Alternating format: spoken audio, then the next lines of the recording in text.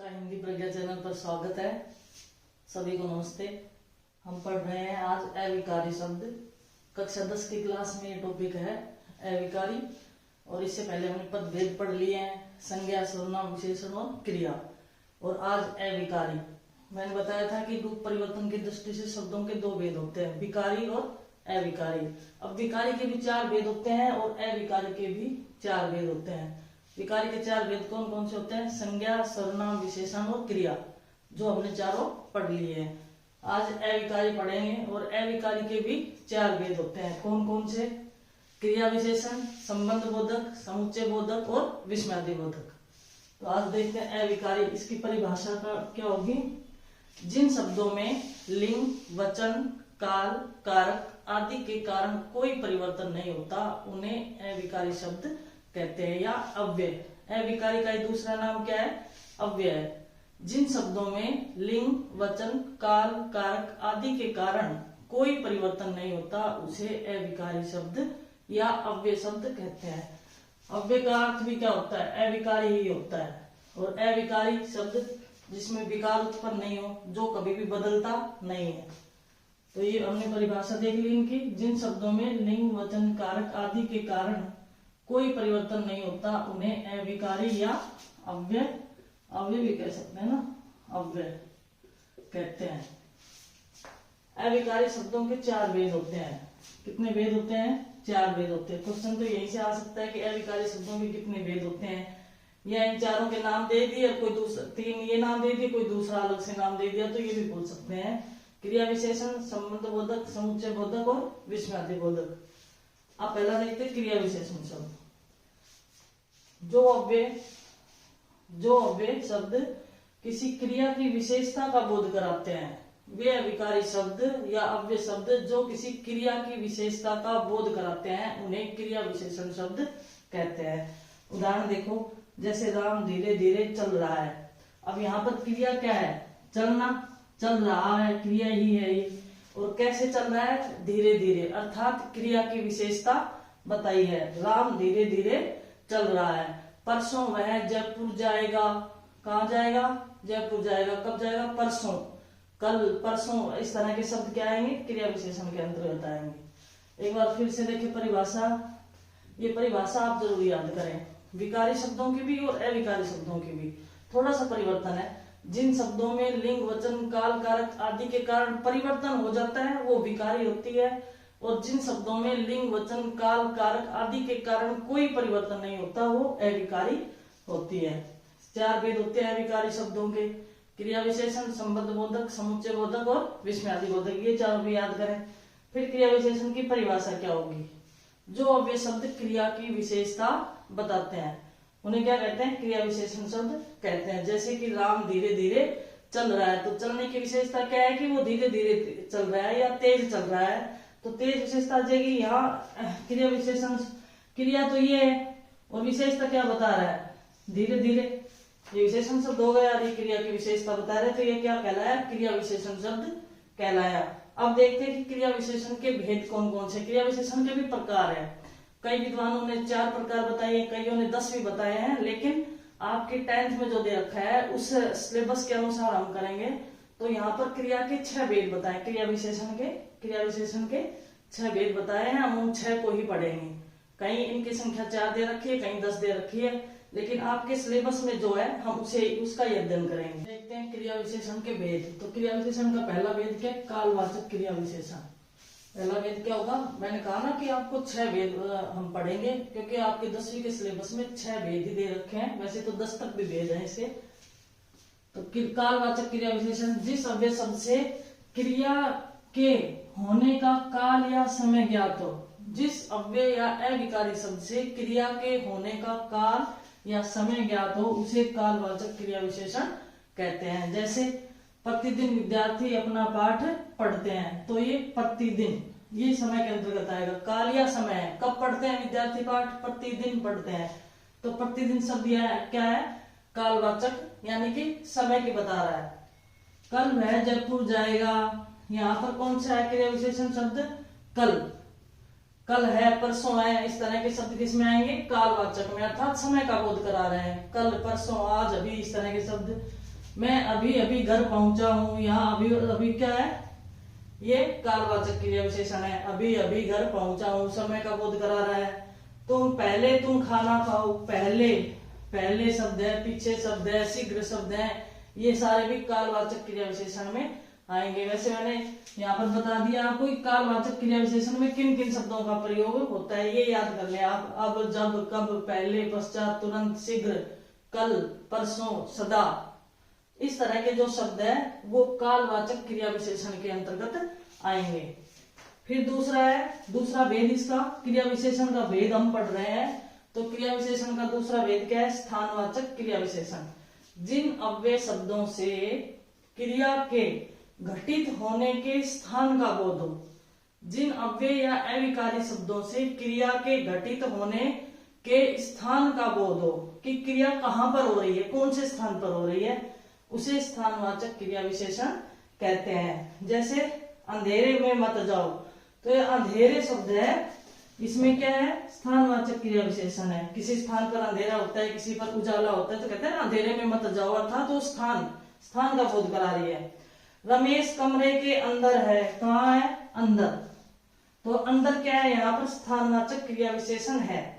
इसके अतिरिक्त ये देखो, जो शब्द क्रिया विशेषण स्थानवाचक क्रिया विशेषण में जो शब्द आएंगे वो मैंने यहाँ लिख दिए। इधर, उधर, इधर मत जाओ, उधर मत जाओ, ऊपर है ना, तुम ऊपर छत पर मत जाओ, नीचे, पास, दूर, यहाँ, वहां, बाहर, भीतर, ये सारे शब्द किसमें आएंगे, स्थानवाचक क्रिया विशेषण में आएंगे। कौन कौन से शब्द, इधर, उधर, ऊपर, नीचे, पास, दूर, यहाँ, वहां, बाहर, भीतर।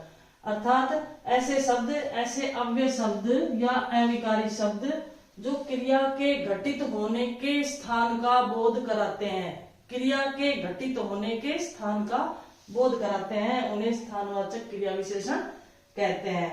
अंधेरे में मत जाओ, रमेश कमरे के अंदर है, तुम भीतर क्या कर रहे हो, तुम इतनी दूर कहाँ चले गए, इस तरह के शब्द क्या आएंगे, स्थानवाचक क्रिया विशेषण में आएंगे। तो एक तो ये शब्द याद कर ले कि कालवाचक क्रिया विशेषण में कौन से शब्द आएंगे, ये शब्द आते हैं तो आपके आसान हो जाता है। और दूसरा, स्थान बोधक या स्थानवाचक क्रिया विशेषण में कौन कौन से शब्दों का प्रयोग होता है। अगला देखते हैं तीसरा क्रिया विशेषण का तीसरा भेद देखते हैं, रीतिवाचक क्रिया विशेषण। रीतिवाचक क्रिया विशेषण, जिन अव्यय शब्दों से क्रिया के होने की रीति का बोध हो, जिन अव्यय शब्दों से या अविकारी शब्दों से क्रिया के होने की रीति का बोध हो, उसे क्या कहते हैं, रीतिवाचक क्रिया विशेषण कहते हैं। जैसे राम धीरे धीरे चलता है, यहाँ पर क्या है, धीरे चलना क्या है, रीतिवाचक क्रिया विशेषण है। सीता बहुत तेज दौड़ती है, यहाँ तेज क्या है, रीतिवाचक क्रिया विशेषण है। अचानक वर्षा हो गई, अचानक शब्द क्या है, यहाँ पर रीतिवाचक क्रिया विशेषण है। ठीक है, धीरे धीरे, तेज, अचानक, शीघ्र, इस तरह के शब्द किसमें आएंगे, रीतिवाचक क्रिया विशेषण में आएंगे। नोट करने की बात यह है इसमें कि रीतिवाचक को प्रश्नवाचक, निश्चयवाचक, अनिश्चयवाचक और कारणवाचक 4 में बांट सकते हैं। क्वेश्चन यहाँ से बन सकता है कि रीतिवाचक क्रिया विशेषण को कितने भागों में बांट सकते हैं, 4 भागों में बांट सकते हैं। कौन कौन सा, प्रश्नवाचक, निश्चयवाचक, अनिश्चयवाचक और कारणवाचक में 4 भागों में इसे और बांटा जा सकता है। ये यहाँ से क्वेश्चन आ सकता है, तो ये याद करें। अगला है परिमाणवाचक क्रिया विशेषण। क्रिया विशेषण का चौथा भेद कौन सा है, परिमाणवाचक क्रिया विशेषण। परिमाण का अर्थ मात्रा, माप, तोल। परिणाम अलग होता है, परिणाम का अर्थ रिजल्ट या नतीजा होता है। यहाँ है परिमाणवाचक क्रिया विशेषण, जिन अव्यय शब्दों से क्रिया के परिमाण का, मात्रा का, माप का, तोल का पता चले उसे क्या कहते हैं, परिमाणवाचक क्रिया विशेषण कहते हैं। जिन अव्यय शब्दों से क्रिया के परिमाण, माप, तोल, मात्रा आदि का पता चले उसे क्या कहते हैं, परिमाणवाचक क्रिया विशेषण कहते हैं। जैसे थोड़ा दूध लाओ, थोड़ा अत्यल्प मात्रा में थोड़ा दूध लाओ, तो यहाँ पर थोड़ा शब्द क्या है, परिमाणवाचक क्रिया विशेषण। कुछ वस्तुएं बाजार से लानी है, तो कुछ क्या है यहाँ पर, परिमाणवाचक क्रिया विशेषण है। परिमाणवाचक क्रिया विशेषण में किन शब्दों का प्रयोग होता है, ये यहाँ पर देखो, ये अलग से नोट कर ले। अति, अधिक, अत्यंत, कम, कुछ, अल्प, ये अत्यंत नहीं, ये अत्यल्प है, अत्यंत नहीं है ये, है ना, अत्यल्प, अत्यल्प यानी कि कम मात्रा में। अत्यल्प का अर्थ कम से भी कम, थोड़ी मात्रा में। अत्यल्प कुछ, अल्प केवल, लगभग, किंचित। किंचित का अर्थ भी होता है थोड़ा सा, किंचित का अर्थ थोड़ा सा। किंचित पानी लाओ, किंचित घी लाओ, इस तरह से थोड़ा सा इसका अर्थ होता है। तो ये शब्द यहाँ पर आएंगे, अति, अधिक, अत्यल्प, कम, कुछ, अल्प, अल्प से भी कम अत्यल्प हो गया, केवल, लगभग और किंचित यानी कि किंचित का भी अर्थ कुछ है, थोड़ा सा। तो ये शब्द आएंगे रीतिवाचक क्रिया विशेषण। फिर देखिए, जिन अव्यय शब्दों में क्रिया के होने की रीति का बोध हो, वह धीरे धीरे चलता है, तेज चलता है, अचानक वर्षा हो गई, शीघ्र आओ, इस तरह के शब्द किसमें आएंगे? रीतिवाचक क्रिया विशेषण में। रीतिवाचक क्रिया विशेषण को और 4 भागों में बांट सकते हैं। कौन कौन से में बांट सकते हैं? प्रश्नवाचक में, निश्चयवाचक, अनिश्चयवाचक और कारणवाचक में, ये ध्यान रखें। फिर परिमाणवाचक क्रिया विशेषण, जिन अव्यय शब्दों से क्रिया की के परिमाण, मात्रा, माप, तोल आदि का ज्ञान हो, उसे क्या कहते हैं? परिमाणवाचक क्रिया विशेषण कहते हैं। जैसे थोड़ा दूध लाओ, कुछ वस्तुएं, और इसमें जो शब्द सम्मिलित होते हैं परिमाणवाचक में, ये शब्द है, ये नोट कर लो। आगे इसके 2 भेद और हैं, वो और देखते हैं। अव्यय शब्दों से क्रिया की स्वीकृति का ज्ञान हो, जिन अव्यय शब्दों से कोई व्यक्ति हाँ भर रहा है कि मैं आपका काम कर दूंगा, मैं निसंदेह ऐसा कर दूंगा, बहुत अच्छा, मैं अभी जा रहा हूँ, मतलब किसी की आज्ञा मानकर जो जा रहा है, वो क्या होगा? स्वीकारवाचक क्रिया विशेषण। इसमें किस प्रकार के शब्दों का प्रयोग होता है? जी हाँ, जी हाँ मैं अभी आया। कोई आपको बुला रहा है, आप जी हाँ मैं अभी आया। निसंदेह, क्या आप मेरा ये काम कर दोगे? तो क्या? हाँ, निसंदेह मैं आपका काम कर दूंगा। अच्छा, बहुत अच्छा, इस प्रकार के शब्दों का प्रयोग किसमें होता है? स्वीकारवाचक क्रिया विशेषण में। मैं तुम्हारा काम अवश्य कर दूंगा, यहाँ अवश्य शब्द भी क्या है? ये स्वीकारवाचक क्रिया विशेषण है। मैं आपका काम अवश्य कर दूंगा, तो अवश्य शब्द यहाँ पर क्रिया विशेषण है। फिर निसंदेह, वह बहुत अच्छा गाती है, तो इसमें भी स्वीकारवाचक क्रिया विशेषण। हाँ, मैं शीघ्र आ जाऊंगा। कोई पूछे ना कि हाँ तुम कहाँ जा रहे हो, कि मैं वहां जा रहा हूँ, कब आओगे? कि मैं शीघ्र आ जाऊंगा, यानी कि स्वीकृति है इसमें। फिर है अगला निषेधवाचक क्रिया विशेषण। निषेधवाचक क्रिया विशेषण जैसे कि नाम में ही परिभाषा है, जिन अव्यय शब्दों से क्रिया के निषेध होने का बोध हो, जिन अव्यय शब्दों से क्रिया के निषेध होने का बोध हो, उसे क्या कहते हैं? निषेधवाचक क्रिया विशेषण कहते हैं। इसमें न, नहीं आदि का प्रयोग होता है। जैसे आलस्य मत करो, आलस्य मत करो, यहाँ पर आलस्य नहीं करने की बात कही गई है, तो यहाँ पर जो मत शब्द है ये न के नेगेटिव अर्थ में आ रहा है ना, निषेध के अर्थ में आ रहा है कि आलस्य मत करो। अब ऐसे तो कह नहीं सकते ना आलस्य न करो, तो ये नए के संदर्भ में ही प्रयोग हो रहा कि आलस्य मत करो। परिश्रम करने वाला कभी नहीं हारता, जो मेहनत करता है उसकी कभी हार नहीं होती। तो यहाँ नहीं शब्द क्या है? निषेधवाचक क्रिया विशेषण है। यहाँ पर मत शब्द निषेधवाचक क्रिया विशेषण है। इसके साथ न, नहीं, कदापि, ऐसा काम कदापि नहीं करना चाहिए, तो यहाँ कदापि शब्द भी नहीं के अर्थ में प्रयोग हो रहा है। न, नहीं तो है, कदापि और मत ये दोनों भी नहीं के शब्द में नेगेटिव अर्थ में प्रयोग हो रहे हैं, इसलिए इनमें भी निषेधवाचक क्रिया विशेषण है। इनमें इस प्रकार के शब्द आएंगे, इन शब्दों को विशेष रूप से ध्यान रखें। स्वीकारवाचक क्रिया विशेषण में जी हाँ, निसंदेह, अच्छा, बहुत अच्छा शब्द किसमें आएंगे? स्वीकारवाचक क्रिया विशेषण में। निषेधवाचक क्रिया विशेषण में जिसमें न का भाव हो, न, नहीं, कदापि का अर्थ मैंने बताया कि नहीं होगा, और मत का भी, तो ये निषेधवाचक क्रिया विशेषण हो गया। अब क्रिया विशेषण के वैसे तो बहुत सारे भेद है, लेकिन हमें तो अपने स्तर के अनुसार पढ़ना है। हम 10वीं का अध्ययन कर रहे हैं और इसमें आपके 6 भेद दे रखे थे, 6 भेद हमने पढ़ लिए हैं। अब अविकारी शब्दों के 3 भेद हो रहे हैं। अभी तो आपका 1 भेद हुआ है क्रिया विशेषण। इसके अतिरिक्त संबंध बोधक, समुच्चय बोधक और विषयादि बोधक, ये 3 भेद और है जो आगे देखेंगे। दूसरा देखते हैं संबंध बोधक अव्यय। पहले हमने क्रिया विशेषण पूरा कर लिया, अब संबंध बोधक अव्यय में इसकी परिभाषा क्या होगी? जिन अव्यय शब्दों द्वारा संज्ञा या सर्वनाम का संबंध दूसरे शब्दों से हो, जिन अव्यय शब्दों द्वारा, अव्यय का क्या अर्थ हुआ? अविकारी। अव्यय का अर्थ क्या हुआ? अविकारी। अविकारी का अर्थ जिसमें परिवर्तन नहीं होता है। जिन अव्यय शब्दों द्वारा वाक्य में संज्ञा या सर्वनाम का संबंध दूसरे शब्दों से ज्ञात हो, उसे क्या कहते हैं? उसे संबंध बोधक अव्यय कहते हैं। उसे संबंध बोधक अव्यय कहते हैं। जैसे तुम्हारी पुस्तक रमेश के पास है। अब तुम्हारी पुस्तक रमेश के पास है, तो ये संज्ञा और सर्वनाम शब्द कौन से है? देखो तुम्हारी, ये तो संज्ञा शब्द है, सॉरी संज्ञा नहीं सर्वनाम शब्द है तुम्हारी, है ना। जैसे राम की पुस्तक रमेश के पास है, और ये रमेश क्या है? ये संज्ञा शब्द है। तुम्हारी क्या है? सर्वनाम शब्द है। और ये पास शब्द जो है ये क्या है? संबंध बोधक अव्यय शब्द है। फिर से समझे कि जिन अविकारी शब्दों द्वारा वाक्य में संज्ञा या सर्वनाम का संबंध दूसरे शब्दों से, संज्ञा या सर्वनाम का संबंध दूसरे शब्दों से होता है, उसे क्या कहते हैं? संबंध बोधक अव्यय कहते हैं। अब संबंध बोधक अव्यय कौन कौन से हैं? आगे, पीछे, इधर, उधर, दूर, पास, हेतु, लिए। मेरा विद्यालय मंदिर के पीछे है, इस तरह से शब्द आ जाए ना। जैसे मेरा विद्यालय, मेरा विद्यालय, विद्यालय मंदिर के पीछे है, मंदिर के पीछे है, तो ये पीछे शब्द है। ये पीछे क्या है? संबंध बोधक अव्यय। तो ये याद कर ले, संबंध बोधक अव्यय, आगे, पीछे, इधर, उधर, दूर, पास, हेतु, लिए।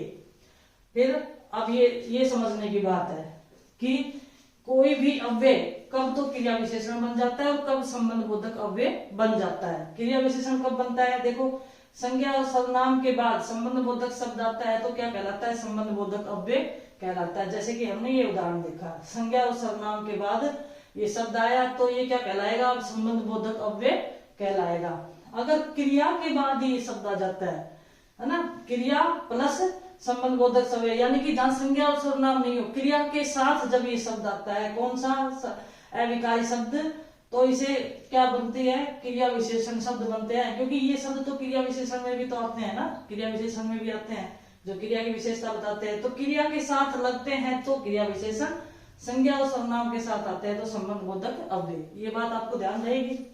जब ये शब्द संज्ञा और सर्वनाम के साथ आते हैं तो संबंध बोधक अव्यय कहलाएंगे, और अगर क्रिया के साथ आएंगे तो क्रिया विशेषण कहलाएंगे। ये विशेष ध्यान देने योग्य बात है। देखो एक उदाहरण मैंने और लिखा है, विद्यालय के अंदर आओ, संबंध बोधक अव्यय। यहाँ विद्यालय क्या हो गया? संज्ञा शब्द हो गया, और विद्यालय के अंदर आओ यहाँ से संबंध बता दिया तो ये संबंध बोधक अव्यय हो गया। फिर अंदर आओ, सिर्फ हम कह रहे अंदर आओ तो ये क्या? क्रिया विशेषण। आओ क्या है? आओ क्रिया है, और अंदर आओ, अंदर क्या है? ये शब्द आ गया है, विकारी शब्द आ गया, अव्यय शब्द आ गया अंदर, तो ये क्या कहलाएगा? क्रिया विशेषण। अब अगर सिर्फ अंदर आओ में संबंध बोधक अव्यय नहीं होगा, यहाँ क्या आएगा? क्रिया विशेषण शब्द होगा। फिर समझो इसको कि संज्ञा और सर्वनाम के साथ जब संबंध बोधक शब्द आता है तो संबंध बोधक अव्यय कहलाता है, और जब क्रिया के साथ संबंध बोधक शब्द आता है तो वो क्या कहलाता है? क्रिया विशेषण कहलाता है। शब्द तो सेम ही है, शब्द तो दूसरे है नहीं, वो ही है। तो इनको कैसे छांटे कि कब तो ये संबंध बोधक अव्यय बन जाते हैं ये शब्द और कब क्रिया विशेषण बन जाते हैं? जब संज्ञा और सर्वनाम के साथ आएंगे तो संबंध बोधक अव्यय, जब क्रिया के साथ आएंगे तो क्रिया विशेषण कहलाएंगे। जैसे ये उदाहरण हमने देखा, विद्यालय के अंदर आओ। अब आओ यहाँ क्रिया भी है, लेकिन संबंध किससे बताया? विद्यालय से बताया है। यहाँ संज्ञा शब्द आ गया, विद्यालय से बताया है, तो यहाँ संबंध बोधक अव्यय आ गया। और यहाँ कोई संज्ञा सर्वनाम शब्द नहीं है, सिर्फ क्रिया ही है, आओ। आओ क्रिया है और इसके साथ ये शब्द आ गया तो ये क्रिया विशेषण कहलाया। ये विशेष ध्यान रखें। अगला हम तीसरा देखते हैं इसका भेद। तीसरा भेद देखते हैं समुच्चय बोधक अव्यय। समुच्चय बोधक अव्यय की क्या परिभाषा होगी? वे अव्यय शब्द जो दो या दो से अधिक शब्दों, वाक्यों या वाक्यांशों को परस्पर जोड़ते हैं या अलग करते हैं, जोड़ने में भी और अलग करने में भी। वे अव्यय शब्द जो दो या दो से अधिक शब्दों को, वाक्यों को या वाक्यांशों को परस्पर जोड़ते या पृथक करते हैं उन्हें क्या कहते हैं? समुच्चय बोधक अव्यय कहते हैं। वे अव्यय शब्द जो दो परस्पर वाक्यों, वाक्यांशों और शब्दों को आपस में जोड़ते हैं या अलग करते हैं तब क्या कहते हैं? समुच्चय बोधक अव्यय उन्हें कहते हैं। जैसे राम और श्याम विद्यालय जाते हैं। अब ये राम और श्याम दो शब्दों को जोड़ रहे हैं, संज्ञा शब्दों को। राम भी संज्ञा शब्द है और श्याम भी संज्ञा शब्द है, और दो संज्ञा शब्दों को यहाँ पर जोड़ दिया है, राम और श्याम विद्यालय जाते हैं। ये और क्या है यहाँ पर? और क्या है? समुच्चय बोधक अव्यय। अब समुच्चय बोधक अव्यय दो प्रकार के होते हैं। कौन कौन से? समानाधिकरण या संयोजक। देखो इसका नाम समानाधिकरण भी है और संयोजक भी है, चाहे इसको समानाधिकरण कह लो चाहे संयोजक कह लो, एक ही बात है। दूसरा व्याधिकरण और वियोजक। अब समानाधिकरण कैसे है? जो दो वाक्यों को जोड़ते हैं, यदि, तथा, एवं, जो, फिर, यथा और पुनः, ये भी समानाधिकरण में है, संयोजक में है। और दूसरा है व्याधिकरण। व्याधिकरण यानी कि वियोजक, किंतु, परंतु, पर, वरना, बल्कि, अपितु आदि, ये सारे शब्द किसमें आएंगे? व्याधिकरण में आएंगे।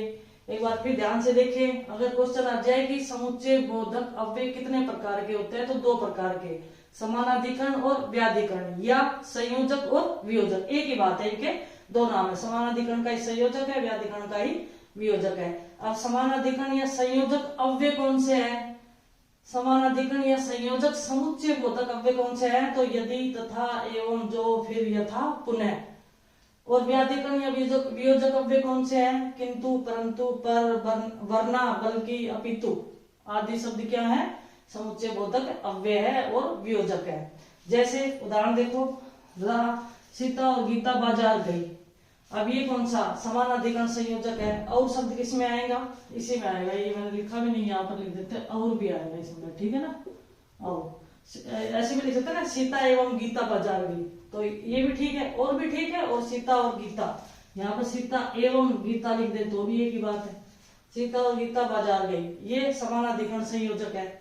दूसरा, मैं पढ़ता परंतु पुस्तक नहीं थी। जैसे आप बहाने बनाते हो ना, वैसे ही मैं पढ़ता परंतु पुस्तक नहीं थी, ये कौन सा अव्यय है? वियोजक अव्यय है। किंतु, परंतु, है ना, ये मैं पढ़ता परंतु पुस्तक नहीं थी, तो ये वियोजक अव्यय है। फिर देखो इसको, समुच्चय बोधक अव्यय, वे अव्यय शब्द जो दो या दो से अधिक शब्दों, वाक्यों और वाक्यांशों को जोड़ते हैं या अलग करते हैं। दोनों भाव इसमें आते हैं, जोड़ने का भी और अलग करने का भी। जैसे राम और श्याम विद्यालय जाता है, इस आधार पर ये आ सकता है क्वेश्चन, समुच्चय बोधक अव्यय के कितने भेद होते हैं? दो भेद होते हैं। कौन कौन से होते हैं? समानाधिकरण या संयोजक, दूसरा व्याधिकरण या वियोजक। अब समानाधिकरण या संयोजक अव्यय कौन कौन से हैं? तो ये याद करेंगे आप, है, ये सारे याद करें। और व्याधिकरण या वियोजक अव्यय कौन से हैं? तो ये सारे इसमें याद करें। इसका उदाहरण मैंने आपको बताया, सीता और गीता बाजार गई, ये समानाधिकरण अव्यय है। और मैं पढ़ता परंतु पुस्तक नहीं थी, ये कौन सा है?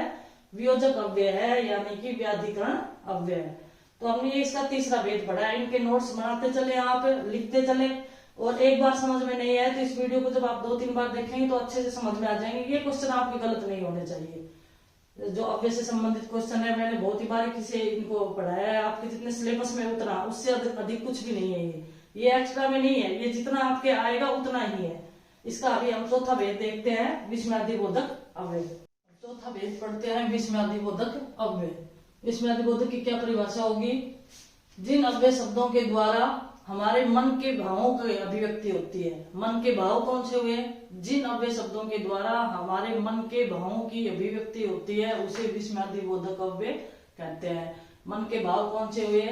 हर्ष, शोक, घृणा, आश्चर्य, भय, गलानी, प्रशंसा, क्रोध आदि भावों की अभिव्यक्ति जहां पर होती है, वहां क्या है? विस्मयादिबोधक अव्यय। ये हमारे मन में रहने वाले स्थायी भाव है, और अचानक कोई कारण होने से हमारे मन के भावों की अचानक अभिव्यक्ति हो जाती है, और जब इनकी अभिव्यक्ति होती है तो वहां पर विस्मयादिबोधक अव्यय होता है। अब देखो, जैसे अरे कितना सुंदर दृश्य है, किसी सुंदर दृश्य को देखकर, किसी सुंदर चित्र को देखकर, किसी सुंदर वस्तु को देखकर, किसी सुंदर पक्षी को देखकर हम अचानक कहते हैं ना, अरे कितना सुंदर दृश्य है, कितना सुंदर चित्र है, कितनी सुंदर ये बिल्डिंग है ना। इस प्रकार के जो भावों की अभिव्यक्ति होती है, वहां विस्मयादिबोधक अव्यय होता है। वाह तुम तो छुपे रुस्तम निकले। अब छुपे रुस्तम का क्या अर्थ है? किसी की योग्यता का हमें पता नहीं हो और अचानक हमें पता चले, तो उसे कह देते हैं ना कि तुम तो छुपे रुस्तम निकले। अहो आज कहाँ जा रहे हो? किसी से पूछा हमने, अचानक देख लिया किसी को, कहा कि आज कहाँ जा रहे हो। और सबसे बड़ी पहचान इसकी ये है कि ये विस्मयादिबोधक चिन्ह जो लगा हुआ है, इनमें ये लगा होगा तो बड़े ही आसानी से आप पहचान सकते हो। अगर ये वाक्य दे दिया, अरे कितना सुंदर दृश्य है, इसमें कौन सा अव्यय है या अविकारी है, तो आप बिल्कुल स्पष्ट बता सकते हैं, क्योंकि इनमें इन चिन्हों का प्रयोग होता है।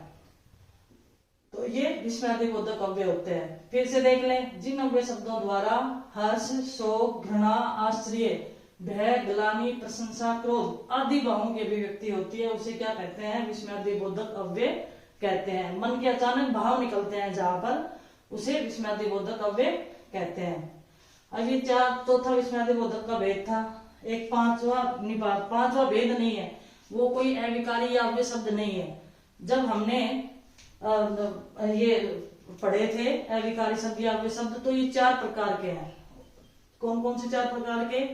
क्रिया विशेषण, संबंध बोधक, समुच्चय बोधक और विस्मयादि बोधक। तो अगर पूछे कि अव्यय के कितने भेद होते हैं, तो 4 होते हैं।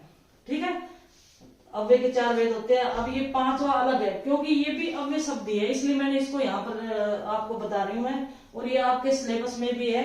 तो ये अव्यय ही, यानी कि अविकारी ही है, लेकिन ये अलग से है। इसको हमें बताना नहीं है कि अविकारी के 5 भेद होते हैं, ऐसे नहीं कह सकते। अविकारी के 4 ही भेद होते हैं, जो हमने देख लिए हैं। अब निपात किसे कहते हैं?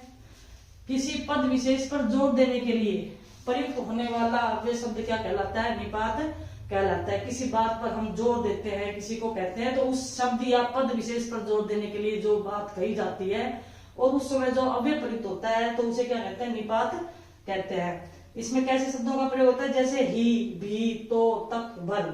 जैसे मैं भी कल जयपुर जाऊंगा, मैं भी, तो यहाँ पर मैंने जोर दिया ना मैं पर, तो यहाँ पर किस आएगा? भी शब्द आ गया। तो ये भी क्या कहलाता है? निपात कहलाता है।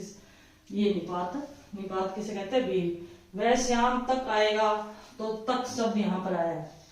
वह शाम तक आएगा, तो तक शब्द यहाँ पर आ गया, तो ये निपात कहलाता है। यानी कि किसी पद विशेष पर, किसी शब्द विशेष पर जोर देने के लिए जो अव्यय प्रयुक्त किया जाता है, उसे निपात कहते हैं।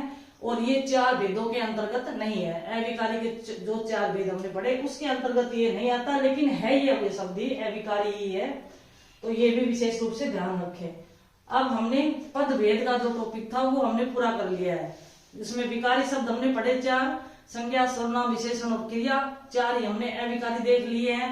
क्रिया विशेषण, संबंध बोधक, समुच्चय बोधक और विस्मयादि बोधक। इसके अलावा ये निपात की परिभाषा अलग से भी आ सकती है कि निपात किसे कहते हैं, या कोई वाक्य देकर छटवा भी सकते हैं कि इसमें कौन सा शब्द निपात है। तो किसी भी शब्द या पद पर जोर देने के लिए जो शब्द प्रयुक्त होता है, जो शब्द नहीं, जो अव्यय शब्द यानी कि प्रयुक्त होता है, उसे क्या कहते हैं?